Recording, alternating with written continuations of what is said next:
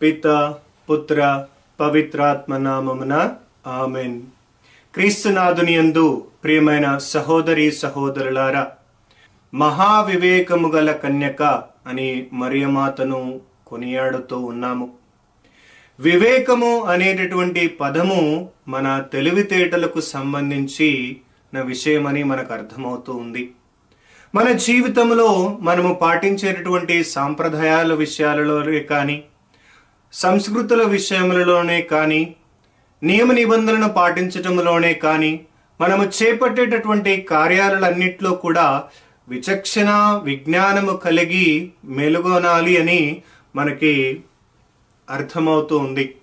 మరి మహావివేకము గల కన్యక అని మరియమాతను గురించి మనము ధ్యానించినప్పుడు ఆ మహావివేకము అనేటటువంటిది మత్తయి సువార్త 25వ అధ్యాయము 1వ వచనము నుండి 13వ వచనము వరకు కలిగినటువంటి ఉపమానములో ఈ వివేకమును గురించి క్రీస్తు ప్రభు మాట్లాడటం జరుగుతూ ఉంది.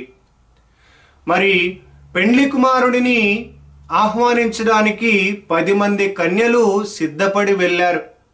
అలా సిద్ధపడి వెళ్ళినటువంటిలో 5గురు వివేకవతులు ముందుగానే తమకు ఉన్నటువంటి విషయ పరిజ్ఞానముతోటి మరి తమ విచక్షణ జ్ఞానాన్ని వినియోగించి వారు ముందుగానే తగు విధముగా సిద్ధపడి తమ కాగడాలను వెలిగించుకొని వాటికి తగినటువంటి నూనెను కూడా తీసుకుని వెళ్ళి పెండ్లి కుమారుని ఆహ్వానించడానికి సిద్ధపడ్డారు. మరి అవివేకవతులైనటువంటి కన్యలు ఎలాంటి ఆలోచన లేకుండా అవివేకవతులుగా ఉండి వారు కాగడాలను తీసుకొని మరి ఆ పెండ్లి కుమారుని ఆహ్వానించడానికి వెళ్ళినప్పుడు యేసుక్రీస్తు ప్రభు ఆ వివేకవతులను తమ వెంట పెట్టుకొని మరి ఆ వివాహ మహోత్సవానికి వెళ్ళినట్లుగా మనము ఉపమానంలో చదువుతూ ఉన్నాము. మరి అవివేకవతులైనటువంటి కన్యలు ఆ పెండ్లి విందుకు వెళ్ళలేకపోయారు.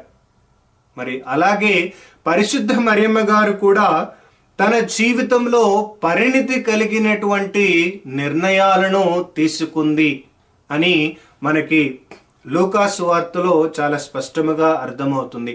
అలాగే యేసుక్రీస్తు ప్రభు తన శిష్యులను గురించి మాట్లాడుతూ మత్తయి సువార్త 10వ అధ్యాయము 16వ వచనములో, ఇదిగో తోడేళ్ల మధ్యకు గొర్రెలను పంపినట్లు మిమ్ము పంపుచున్నాను, కనుక సర్పముల వలె తెలివితో పావురముల వలె నిష్కపుటులై మెలగుడు అని తన శిష్యులను క్రీస్తు ప్రభు హెచ్చరించి ఉన్నారు.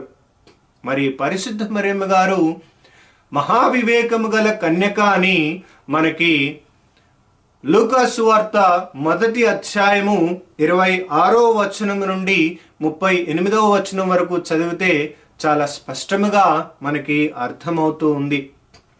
గాబ్రియేలు దూత మరియమాతకు మంగళవార్త చెప్పడానికి వచ్చినటువంటి సమయములో మరి మరియమాత తన వివేకముతోటి లోకరక్షకుడైన పెండ్లి కుమారుని స్వీకరించడానికి దైవానుగ్రహం అనేటటువంటి నూనెను తన హృదయంలో పరిపూర్తిగా నింపుకొని మరి దివ్య గొర్రెపిల్ల అయినటువంటి యేసుక్రీస్తు ప్రభుని ఈ లోకానికి అందించి జగజ్యోతిగా మన అందరికీ మార్గదర్శి అయింది. మరియమాత నిజముగానే మహావివేకము గల కన్యక. ఎందుకనా గాబ్రియేలు దూత మరియమాత యొద్దకు వచ్చి, అనుగ్రహ పరిపూర్ణురాలా, నీకు శుభము, ఏలిన వారు నీతో ఉన్నారు అని పలుకుగానే ఆ శుభవచనము ఏమిటో అని ఆమె ఆలోచించసాగింది. మరి ఆమె అలా ఆలోచిస్తూ ఉన్నప్పుడు దూత మరియమ్మ గారితో అంటుంది, మరియమ్మ, నీవు భయపడకుము, నీవు దేవుని అనుగ్రహమును పొంది ఉన్నావు. ఇదిగో నీవు గర్భమును ధరించి కుమారుని కనెదవు, ఆయనకు యేసు అని పేరు పెట్టుము. ఆయన మహనీయుడై మహోన్నతుని కుమారునిగా పిలువబడతాడు. దావీదుని సింహాసనము ఆయనకు ఇవ్వబడుతూ ఉంది. ఆయన సర్వదా యాకోబు వంశీయులను పరిపాలించును.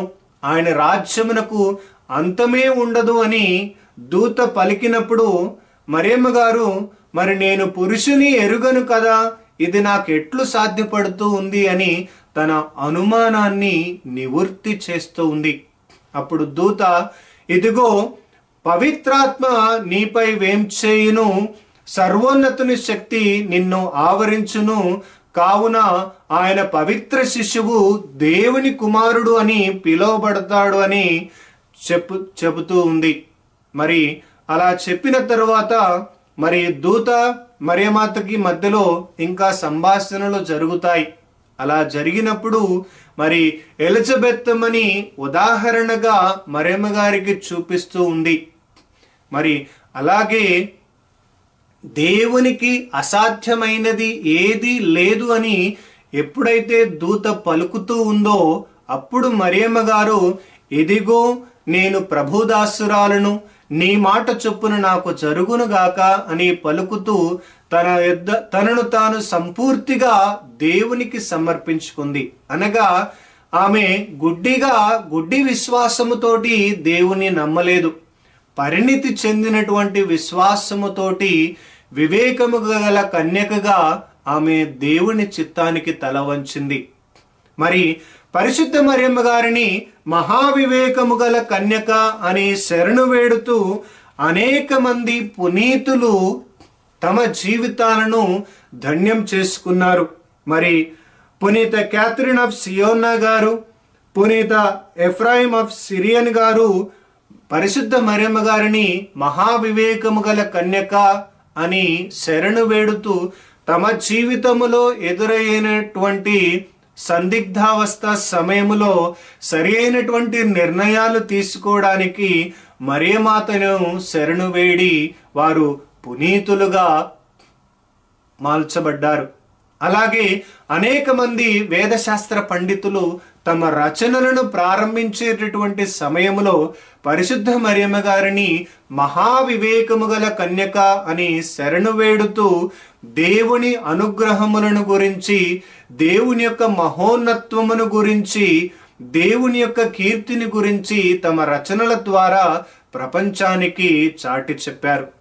మరి పరిశుద్ధ మరియమ్మ గారు మహావివేకము గల కన్యకగా మన అందరికీ కూడా ఆదర్శంగా నిలుస్తూ ఉంది. అనగా మన జీవితంలో ఎదురయ్యేటటువంటి సందిగ్ధావస్థ సమయములలో మనము తొందరపడి నిర్ణయాలు తీసుకోకుండా ఆలోచించి ఆ విషయం గురించి పరిపూర్తి పరిజ్ఞానము కలిగి పలు రకాలైనటువంటి ప్రశ్నలు వేసి దానిని గురించి పలు రకాలుగా చర్చించుకొని మరి చివరకు సరి అయినటువంటి నిర్ణయాలు తీసుకోవాలి అని మరి పరిశుద్ధ మరియమ్మ గారు మనకి ఆదర్శముగా నిలుస్తూ ఉంది.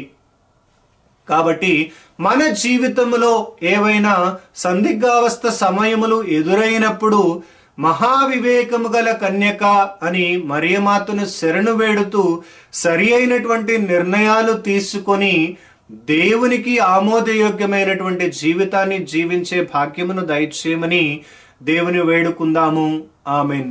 పిత, పుత్ర, పవిత్రాత్మ నామమున ఆమెన్.